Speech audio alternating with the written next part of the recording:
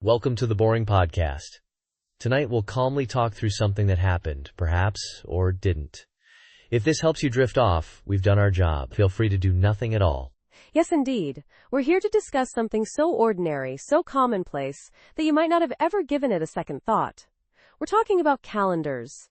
Not the digital kind on your phone or computer, no. We're talking about the paper kind. The kind you hang on the wall. The kind with 12 pages, one for each month. The kind you might get for free from a local business. Generic wall calendars. We'll delve into their history, their production, their various uses, or lack thereof. It's a subject ripe with unexcitement, perfect for a quiet evening. So settle in, and let's begin our exploration of this rather unremarkable item. We'll move very slowly, of course. Calendars. We see them every day, or at least we used to. Now, perhaps less so. But they're still around, those rectangular grids, neatly dividing the year into months, weeks, days. Little boxes containing numbers. Sometimes a small picture, maybe a holiday marked. So ubiquitous, yet so easily overlooked. We'll be taking a long, meandering look at the history of these ubiquitous, yet easily overlooked calendars. Specifically, the generic ones. The ones you might find in an office break room. Or maybe in a doctor's waiting room. Or perhaps even, dare I say, in your own home. They are everywhere, and yet nowhere. A paradox, perhaps. But we won't dwell on that. Let's consider, for a moment, the very concept of a calendar. A system for organizing time. Days into weeks, weeks into months, months into years. A framework for our lives. So structured, so predictable. And yet, within that structure, so much can happen, or not happen. The calendar itself, a silent observer, just there on the wall, unchanging. Except, of course, when you flip the page to the next month. A ritual, almost. The turning of a page, marking the passage of time. So slow, so gradual. The generic wall calendar. Usually mass-produced. Often featuring bland, inoffensive imagery. Landscapes, perhaps. Or kittens. Sometimes, just abstract shapes. The pictures are not the point. The point is the grid. The numbers. The structure. A tool for organization. A way to keep track of appointments, birthdays, anniversaries, or perhaps just a way to count down the days until the weekend. The possibilities are endless, and yet so limited. It's a fascinating dichotomy. Or maybe not. Imagine a world without calendars. How would we know what day it was? How would we plan for the future? How would we schedule our dentist appointments? Or remember our anniversaries? Chaos, perhaps. Or maybe not. Perhaps we would find other ways to organize our lives. Perhaps we wouldn't need to. Perhaps time itself would become meaningless. A fascinating thought. But we digress. We're here to talk about calendars. Generic wall calendars, to be precise. Think about the paper. Thin, usually. Sometimes glossy, sometimes matte. Mass-produced in factories. Giant rolls of paper, fed through printing presses, applied. Images and numbers meticulously placed. A complex process, perhaps. Or maybe not. We'll explore the intricate details of calendar production in a later episode, perhaps. Or perhaps not. For now, let's just contemplate the sheer volume of calendars produced each year. Millions, perhaps. Billions, even. It's a staggering thought. Or maybe not. So where did these generic wall calendars come from? When did they first appear? Who thought of them? These are the questions we'll be exploring, slowly and methodically, over the course of this podcast series. We'll delve into the origins of calendars, tracing their evolution from ancient times to the present day, from sundials to smartphone apps, and everything in between. A long and winding journey, filled with fascinating details, or perhaps not. But we'll cover it nonetheless, slowly, deliberately, and with as little excitement as possible. And so we begin our exploration of the generic wall calendar. A journey into the mundane. A deep dive into the ordinary. A slow, deliberate descent into the realm of the unremarkable.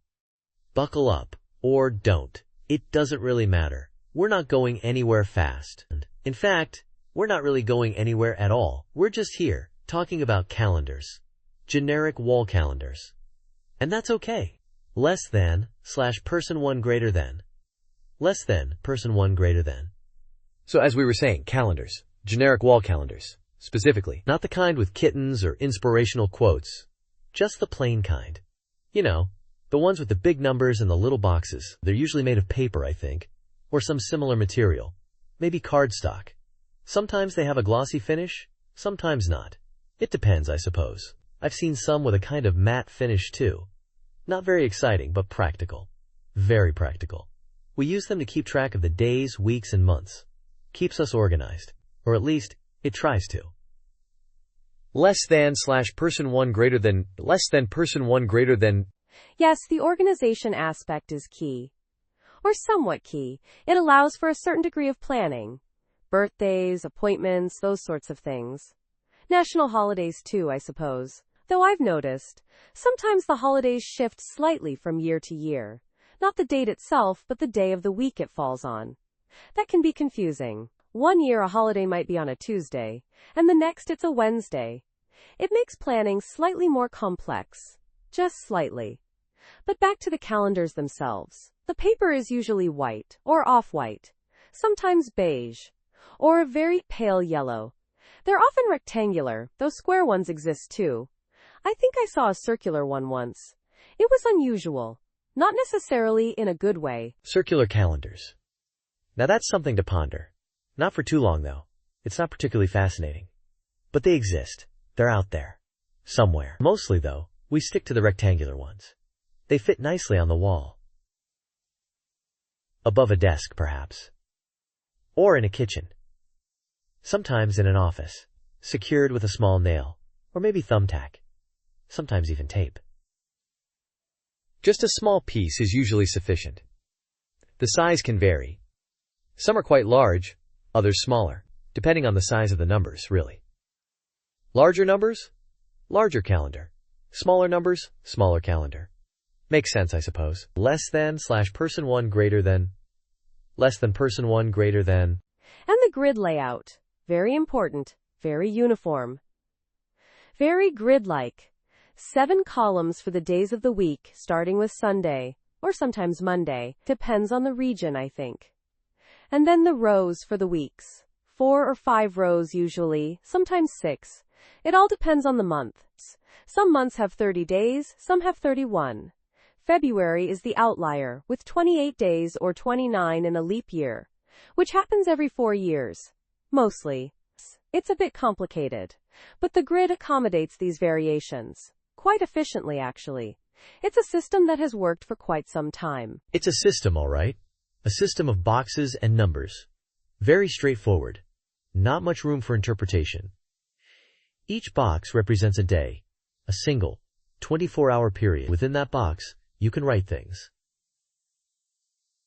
Appointments, reminders, birthdays. Or nothing at all. It's entirely up to the user.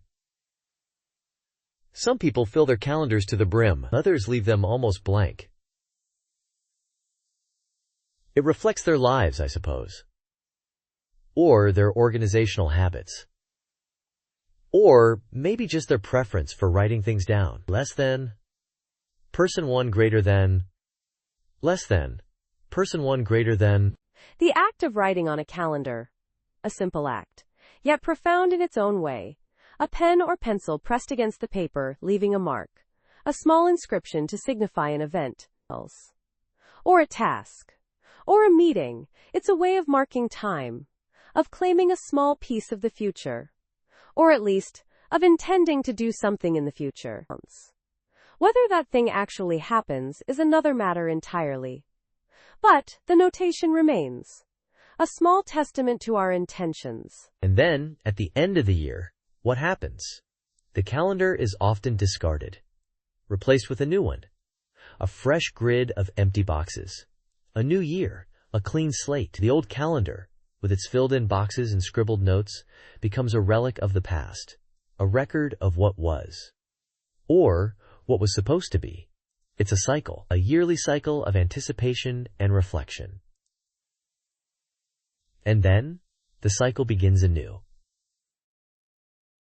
With a new, blank, generic wall calendar. ready to be filled. Or not. Less than, person 1 greater than, less than, person 1 greater than. And the process repeats. Year after year. The turning of pages. The changing of numbers. The steady, predictable march of time, marked by the simple, unassuming, yet undeniably present, generic wall calendar. Hanging there on the wall. A silent witness to the unfolding of our days. Weeks. Months. And years. A simple tool, really. But a useful one.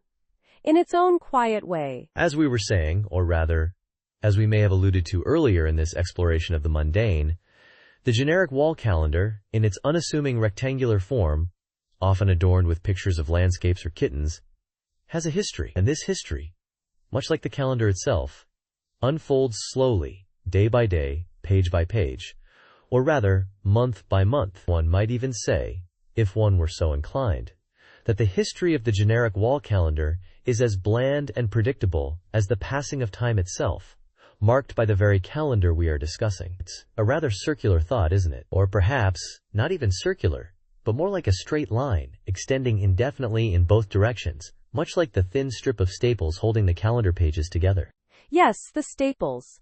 A crucial element often overlooked in the grand narrative of the generic wall calendar saga. These small, metallic, typically silver-colored, sometimes brass-colored, bent pieces of wire hold the pages together, month after month. Without them, the calendar would simply be a collection of loose sheets, susceptible to disarray and disorder. Imagine, if you will, a world where calendar pages flutter freely in the breeze, untethered, unmoored, like autumn leaves. A chaotic scenario indeed. The staples, in their quiet, unassuming way, provide order and structure to the passage of time, as represented by the generic wall calendar. Much like the lines on the calendar grid itself, they delineate and define. And the grid. Yes, the grid. A network of intersecting lines forming squares or rectangles depending on the specific design, each one representing a day, a framework for organizing our lives, or at least our schedules. Think about it. Without the grid, how would we know which day is which? How would we differentiate Tuesday from Thursday, or the 17th from the 18th?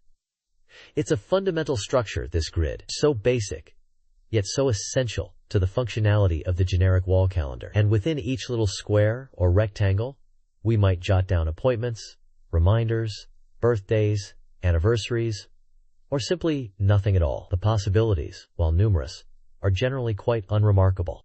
Unremarkable indeed. And yet, within that unremarkableness lies a certain comfort, a predictability. We know what to expect from a generic wall calendar. We know it will have 12 pages, one for each month. We know it will have days of the week, and numbers for the days of the month. We know it will likely have a picture, perhaps of a scenic landscape, a fluffy kitten, or a bowl of fruit. These familiar elements provide a sense of stability in an otherwise chaotic world. The unchanging nature of the generic wall calendar is, in itself, a kind of reassurance. So, the calendar hangs on the wall, a silent witness to the passage of time. Day after day, week after week, month after month, it remains there, unchanging, reliable, a constant in our ever-changing lives. We flip the pages, marking the progress of time, from January to December, and then, at the end of the year, we replace it with a new one, identical in almost every way to the one before. This cycle, this repetition, is at the very heart of the generic wall calendar's existence. It is a cycle of sameness, a cycle of predictability. And within this cycle, we find a certain rhythm, a certain order, the turning of the pages, the marking of the days. These small, repetitive actions provide a framework for our lives. They give us a sense of structure, a sense of control, in a world that often feels chaotic and unpredictable. The generic wall calendar, in its simplicity, offers us a small measure of stability. It is a reminder that time, while constantly moving forward, also follows a predictable pattern. We previously touched on the imagery often found on these calendars. Let's delve a bit further.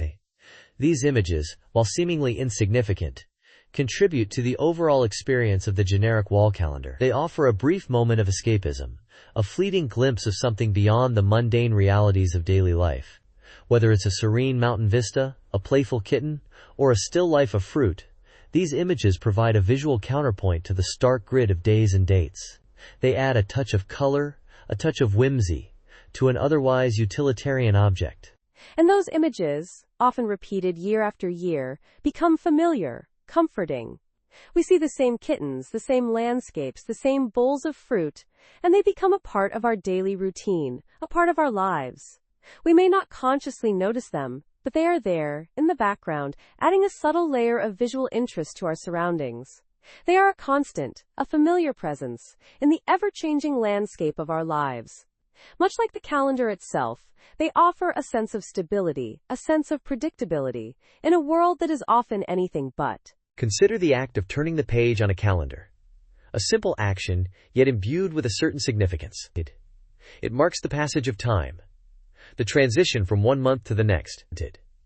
It's a ritual, a small ceremony, that we perform each month, acknowledging the relentless forward march of time. We tear off the old page, revealing the new, and in that moment, we are reminded of the cyclical nature of time, the endless repetition of days, weeks, months, and years.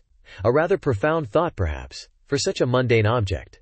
Less than / person one greater than, less than person one greater than. So we were talking about the staples, small, metal, folded bits of wire, designed to pierce paper, and then bend over to hold other pieces of paper together. Fascinating, really, when you think about the mechanics of it. The way the points are angled to penetrate cleanly, and the legs designed to fold over just so. And these staples were crucial in holding together the pages of those early calendars.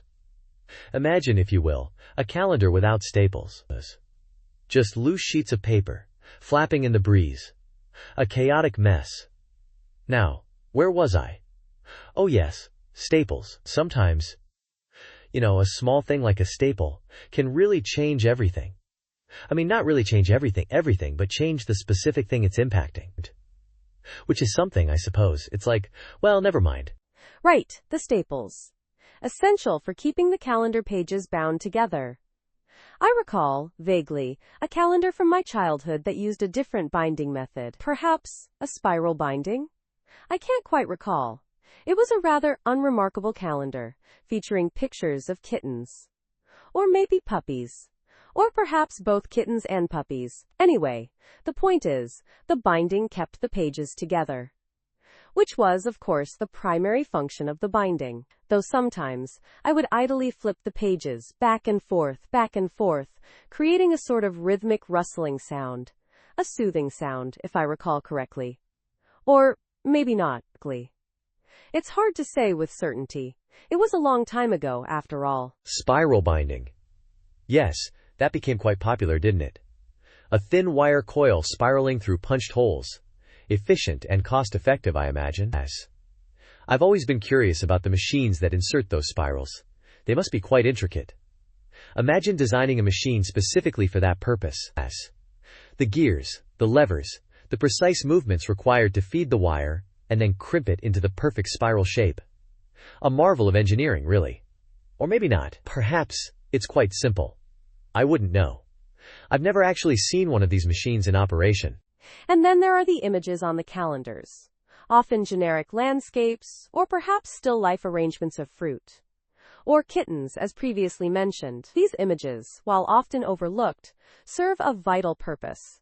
They add a touch of visual interest to what would otherwise be a rather bland grid of numbers. A splash of color, a pleasing image to rest your eyes upon. Though I suppose, if one is simply using the calendar for its intended purpose, that is, to track the passage of time, the images are somewhat superfluous. Still, they are there. A testament, perhaps, to humanity's innate desire for aesthetic embellishment. Or something like that. Those images, yes, mass-produced and often quite generic. But sometimes, just sometimes, you'd come across a calendar with a truly striking image, a landscape that captured the essence of a particular place, or a still life that made you appreciate the simple beauty of everyday objects. I recall one calendar, years ago, that featured photographs of lighthouses.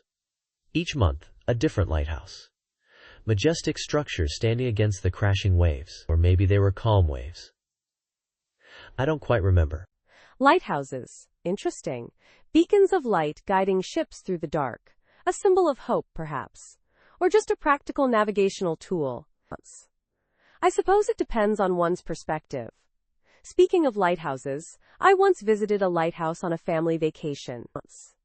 It was a tall, white structure, perched on a rocky cliff overlooking the sea. Or maybe it was a lake. The details are hazy.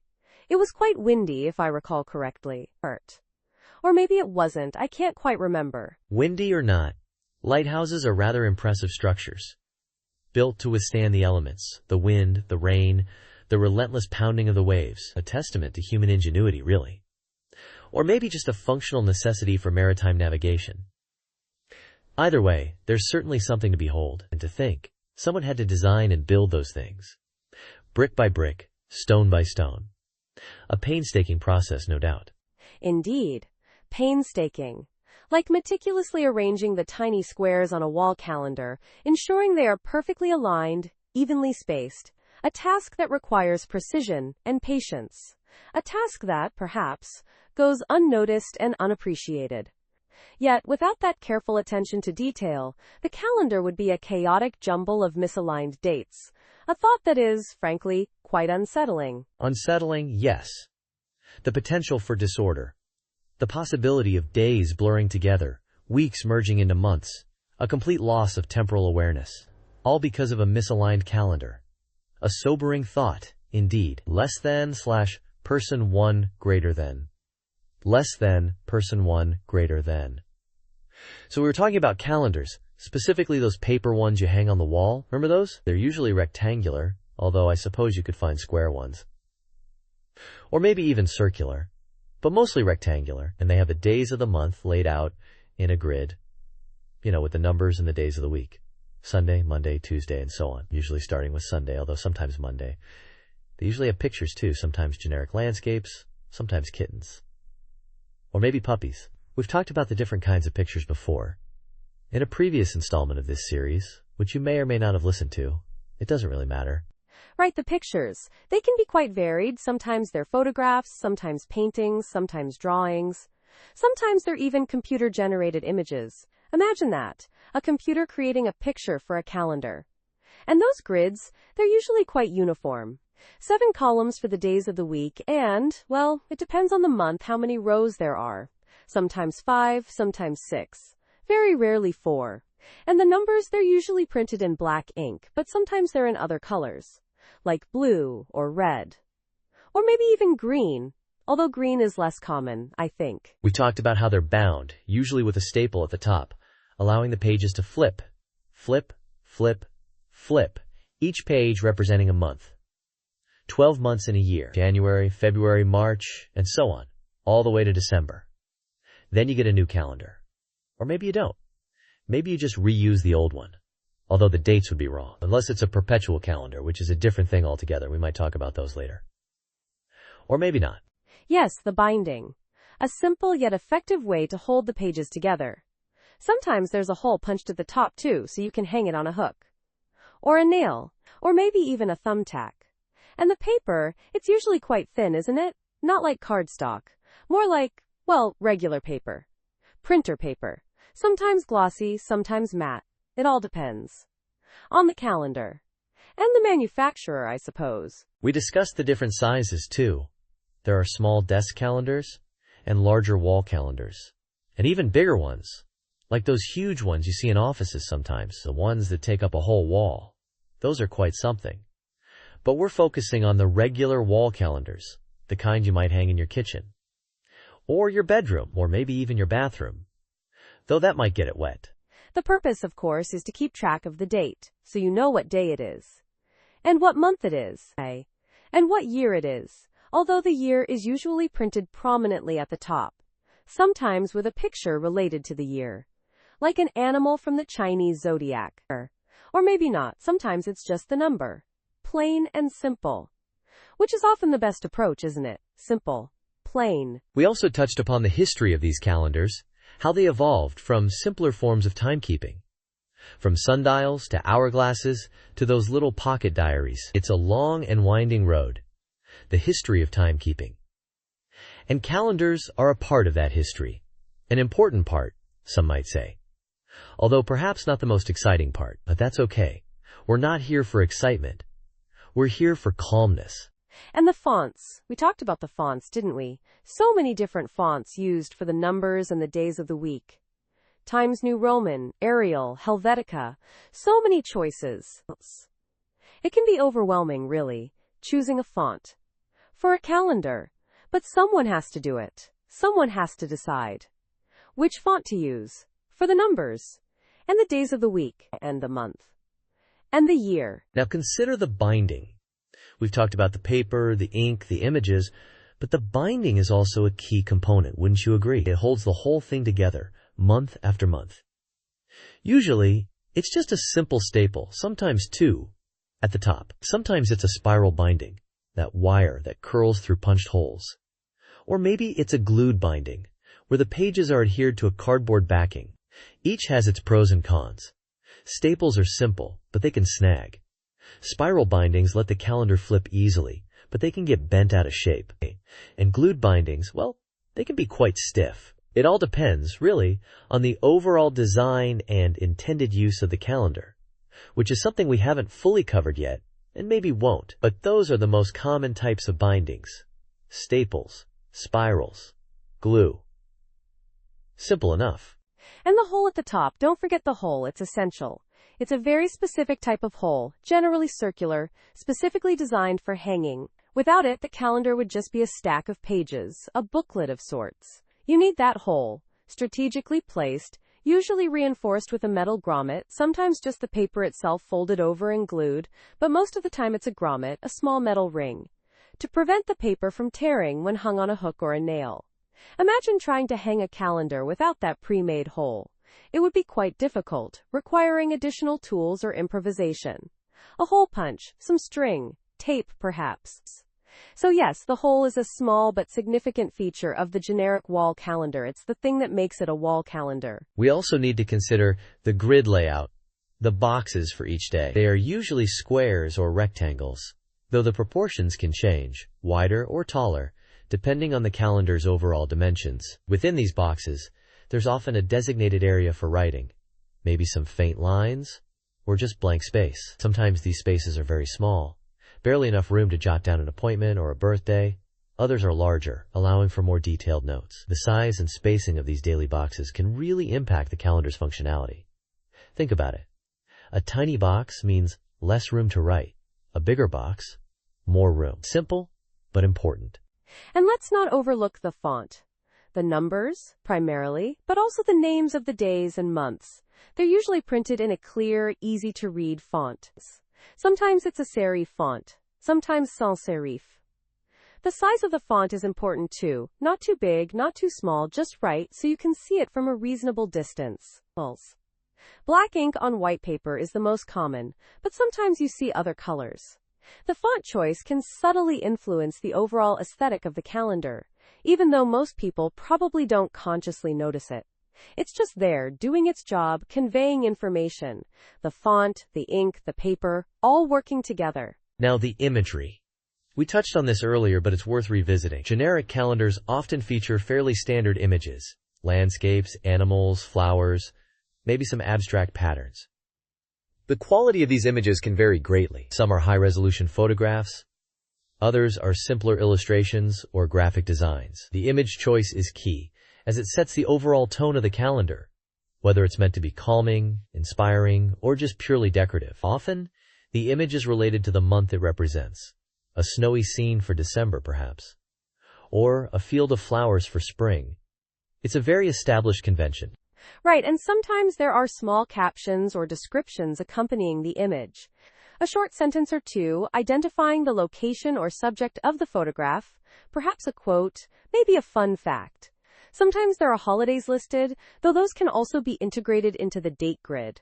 It all depends, as we said earlier, on the intended purpose of the calendar, the overall design. Even the most seemingly insignificant element can be the result of many design choices. Which leads us to our next point, which is the overall design. But we've already talked about that a bit, haven't we? We have, but we could always elaborate more. The size and shape of the calendar, the layout of the grid, the color scheme, the font, all these elements combine to create the overall look and feel. Is it a minimalist design? Is it more traditional? Is it modern and sleek? or perhaps more rustic and vintage. These are important aesthetic considerations. It's quite a process. Or maybe it isn't. And don't forget the practicality of the calendar. Its primary function is to track the days, weeks, and months, to provide a visual representation of the passage of time. It's a tool for organization, for planning, for remembering appointments, birthdays, and other important events. Even in the digital age, the humble wall calendar persists, and its simple, unchanging nature is perhaps part of its enduring appeal. Perhaps. We can discuss that later. Or maybe not. We've covered quite a bit already, haven't we? We have. Yes. But there's always more to consider. We could talk about the different types of paper used. Glossy, matte, recycled. Or the various printing techniques. Offset, digital, screen printing. But perhaps those topics are best saved for another time. Or not. It's all up for discussion. Or not. We'll see. Or maybe we won't. Less than / person 1 greater than. Less than person 1 greater than. We were talking about wall calendars, those rectangular, paper-based objects often adorned with pictures of landscapes or kittens, sometimes both. And we were discussing their history. A history as bland and beige as the cheapest paper they're printed on. One might think, perhaps, that the history of such a mundane object would be brief, easily summarized. But no. Like the slow, steady march of time itself, the story of the wall calendar unfolds with painstaking detail that we've been exploring, bit by bit, in these past few hours, and we shall continue to do so, because that is the nature of this podcast, and the nature, one might say, of the calendar itself. It just keeps going, day after day, page after page. Yes, the calendar. A tool for marking time, or perhaps a reminder of its relentless passage. We've talked about the early days, the Roman calendars, the Julian calendars, the Gregorian calendars. So many calendars, so much time spent organizing time. And for what? Oh, so we can know what day it is. So we can schedule our dentist appointments and remember birthdays. It's a curious thing, this human need to structure time, to divide it into neat little boxes, to label them, to categorize them. And the wall calendar, in its simple, rectangular form, serves as a physical manifestation of this need. A grid of days, weeks, months, hanging on the wall, silently judging our progress, or lack thereof. It's fascinating, in a way, how something so commonplace can become so invisible. We glance at the calendar, we note the date, we move on. We rarely stop to consider the history, the evolution, the sheer banality of this object. It's just there, a part of the background noise of our lives. Like the hum of the refrigerator, or the ticking of a clock. It's a constant, a steady presence that we rarely acknowledge. And yet it's there, marking the passage of time, reminding us that another day has passed, another week, another month, another page turned, another image of a kitten or a landscape replaced by another. We've discussed the different types of calendars, the different sizes, the different images. From scenic landscapes to adorable animals, the options are endless, yet somehow all the same. They all serve the same purpose after all. To mark the time, to organize our lives, to remind us of deadlines and appointments. And yet, despite their practical function, there's a certain aesthetic quality to them, a certain appeal in the neat rows and columns, the symmetrical arrangement of days and weeks, a certain comfort in the predictability of it all. The same grid, month after month, year after year. And the paper itself. We haven't talked much about the paper. The thin, flimsy sheets, often glossy, sometimes matte. The slight crinkling sound as you turn the page. The subtle variations in texture and thickness. These are the things that often go unnoticed, the small details that we take for granted. But they are there, nonetheless, contributing to the overall experience of the wall calendar. The feel of the paper, the weight of it in your hand, the subtle scent of ink. These are the things that make a calendar a calendar. And what of the future of the wall calendar? In this digital age, with our smartphones and our smart watches, one might wonder if the humble wall calendar is destined for obsolescence. But perhaps not. Perhaps there will always be a place for this simple, analog tool. A place for the comforting predictability of the grid, the tactile experience of turning the page, the quiet satisfaction of marking off another day. Perhaps. Or perhaps not. It's hard to say. The future, like the history of the wall calendar, is long and somewhat unclear. We could speculate, I suppose, about the future of timekeeping itself. Will we still use calendars in 100 years? 1,000? Will we even measure time in the same way? These are big questions. Perhaps too big for a podcast about wall calendars. But still, they linger in the background, like a faint hum. A subtle reminder of the vastness of time, the insignificance of our little grids and schedules. It's a lot to think about. Perhaps too much. Perhaps we should just drift off. Yes, perhaps. Drifting off, thinking about calendars, time, paper, ink, so many things to consider or not. It's all rather soothing in a way. The monotony, the repetition, the sheer banality of it all, lulling us into a state of peaceful unconsciousness, like the slow, steady turning of a calendar page, day after day, month after month, year after year. So we've been discussing these calendars, these wall calendars, the kind you might see, well, anywhere, really. And we've talked about the paper, and the numbers, and the pictures. Sometimes of kittens, sometimes of landscapes, sometimes just abstract shapes. It's quite a thing to consider. The sheer variety of imagery that can be found on a calendar, even a generic one. And the grids, of course. The grids are essential. Without the grid, it wouldn't be a calendar, would it? Just a picture, perhaps, or a collection of numbers. But the grid organizes it, gives it structure, makes it a calendar for the wall. A wall calendar, generic, yet somehow specific to each individual who uses it. Or doesn't use it. Some people just like to look at them. Yes, the looking. That's a key aspect of the wall calendar experience. You can look at it to know the date, of course. That's the primary function, arguably. But you can also just look at it to look at it. The picture, the numbers, the grid. It's a visual experience, a passive one, often. Just a glance, perhaps, while walking by. Or a longer gaze, if the picture is particularly engaging. A kitten, for example. Or a particularly scenic landscape. Mountains, perhaps, or a tranquil lake. Or just abstract shapes, which can be surprisingly engaging in their own way. It's all very subjective, of course. The experience of looking at a calendar. A wall calendar. And what about the binding?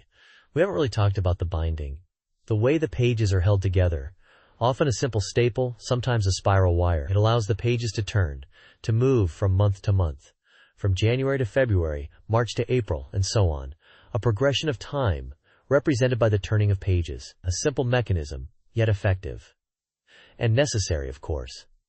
Without the binding, the pages would be loose, scattered. Not a calendar, really. Just a collection of pages. The binding brings it together, makes it whole, makes it a calendar. For the wall. And the size, we should mention the size. Wall calendars come in various sizes. Small ones, large ones, somewhere in between. The size often dictates where it can be hung. A small calendar might fit on a small section of wall, perhaps near a desk. A larger calendar might require a more expansive wall space. It's all about finding the right fit, the right size for the right space. And the right picture, of course.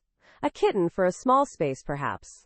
A landscape for a larger one, or abstract shapes, which can work in any size space, really.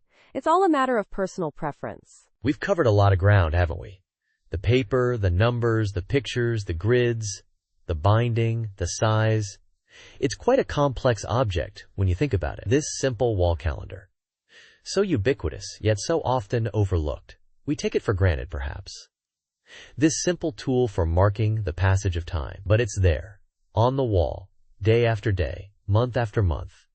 A silent witness to our lives. Or something like that. Yes, a silent witness. A passive observer. Just hanging there, on the wall, waiting to be looked at, to be consulted for the date, or simply admired for its aesthetic qualities. A kitten, a landscape, or just some abstract shapes. It's all there, on the wall calendar. A simple, yet complex object. A generic item, yet somehow personalized by its placement, its purpose, its observer. And there are so many generic wall calendars. So very many. It makes one wonder. Indeed. It does make one wonder. About time, about organization, about kittens, about landscapes, about abstract shapes. about the very nature of the wall calendar itself and its place in our lives. On our walls. It's something to ponder, isn't it? This simple yet complex object. This generic yet personal item. The wall calendar. Yes, it is something to ponder. And perhaps we'll ponder it further. In another episode, perhaps. Or maybe not. We'll see. Uneventful. There is always the possibility of another calendar-related topic to ponder. Or, more likely, more of the same. But even more drawn out. There is always more to explore. Or perhaps there is less. It's hard to say, really, isn't it? Or maybe it isn't. It's hard to say. But there is always the wall calendar. So we have that. Thank you for joining us. Let go of the day and drift softly into rest. There's nothing more to do. Nothing more to think about. Just this moment. Just your breath. Just peace. Sleep well. Good night and sweet dreams.